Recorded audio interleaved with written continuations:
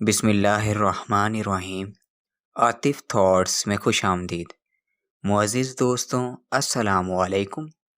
امید کرتا ہوں آپ سب خیریت سے ہوں گے۔ اللہ رب العزت تمام لوگوں کو اپنے حفظ و امان میں رکھے، آمین۔ بیان کیا جاتا ہے کسی شخص نے ایک غلام خریدا تھا تو اس غلام نے اپنے آقا سے 3 شرطیں کیں۔ پہلی یہ کہ جب نماز کا وقت آئے تو آپ مجھے نہ روکیں گے۔ دوسری یہ کہ آپ مجھ سے صرف دن میں خدمت لے سکیں گے مگر رات کو مجھ پر یہ پابندی نہ ہوگی۔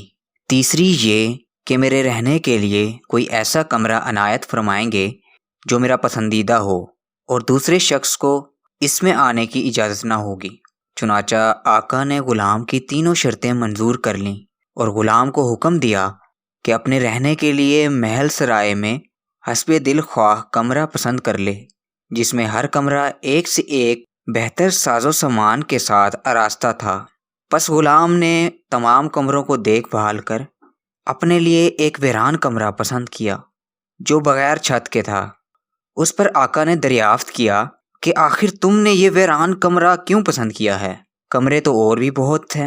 اپنے آقا سے یہ بات سن کر غلام نے جواب دیا کہ میرے آقا، شاید آپ کو معلوم نہیں کہ ویران جگہ اللہ تعالیٰ کے ذکر سے آباد ہو جاتی ہے۔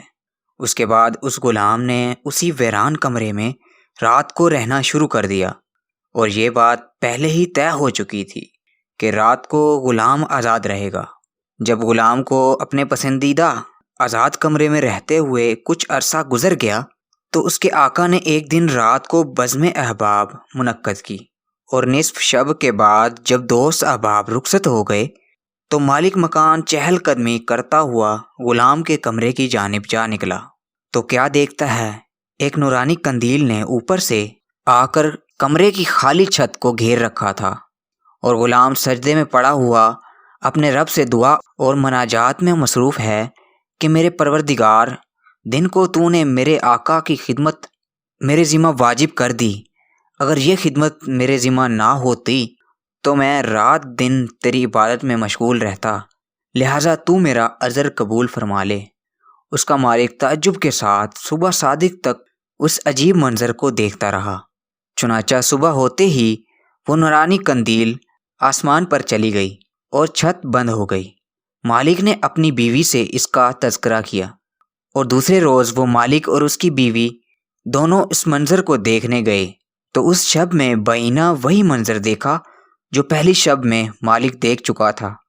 صبح ان دونوں نے غلام کو بلا کر کہا، تو اللہ کے واسطے آزاد ہے تاکہ اپنی خواہش کے مطابق رات دن اللہ کی عبادت میں مشغول رہ سکے، جس سے تو معذرت کرتا رہتا ہے۔ اس کے مالک اور اس کی بیوی نے غلام سے ان کرامتوں کا ذکر کیا جو رات کو وہ دونوں دیکھ چکے تھے۔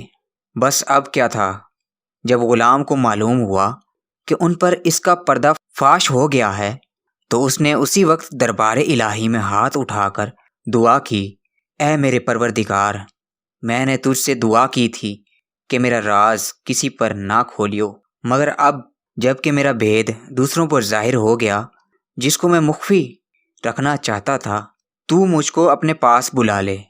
چنانچہ اسی حالت میں قفس انصری سے پرواز کر گئی اور وہ واصل برحق ہو گیا۔ اللہ تعالیٰ اس کی مغفرت فرمائے۔ حضور اکرم صلی اللہ علیہ وآلہ وسلم نے سچ فرمایا ہے کہ جو اللہ کا ہو جاتا ہے اللہ اس کا ہو جاتا ہے۔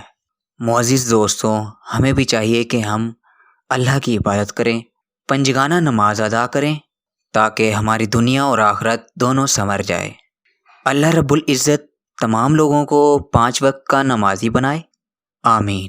اس طرح کی اچھی ویڈیوز کے لیے ہمارے چینل کو سبسکرائب ضرور کیجیے گا، ویڈیو کو لائک کیجیے، شیئر کیجیے اور کمنٹ سیکشن میں اپنی رائے کا اظہار ضرور کیجیے گا۔